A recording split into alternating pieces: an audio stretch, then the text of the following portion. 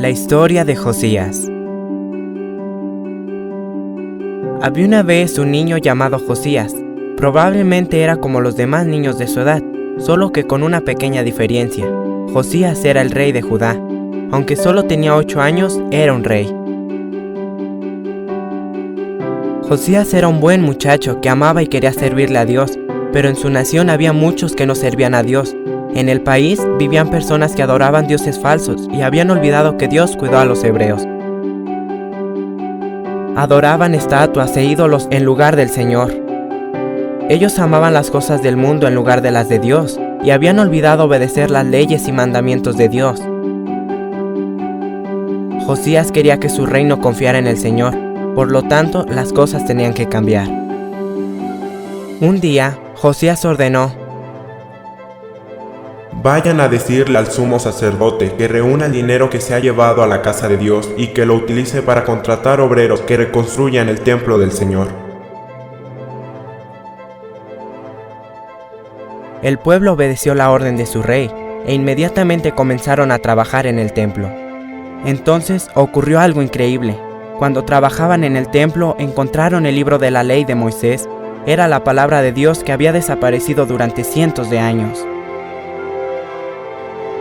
Enseguida le llevaron el libro al rey Josías y se lo leyeron. Josías quedó sorprendido. Finalmente había escuchado la palabra de Dios y se dio cuenta que los hebreos no le servían a Dios como debían. Se sintió tan devastado que rasgó sus vestiduras. Sabía que Dios no estaba agradado con sus acciones y tenía que hacer algo al respecto.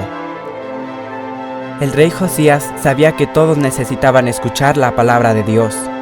Reunió al pueblo y leyó en voz alta la palabra de Dios para que todos escucharan. Luego, Josías hizo un pacto con el Señor. Ellos guardarían sus mandamientos y le servirían de todo corazón. Derribaron y destruyeron todos los altares de dioses falsos. Despedazaron y quemaron las estatuas y los ídolos.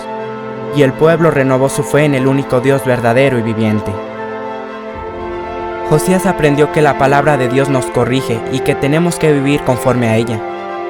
Cuando el reino de Judá estaba en el pecado, la palabra de Dios fue la que los regresó al buen camino.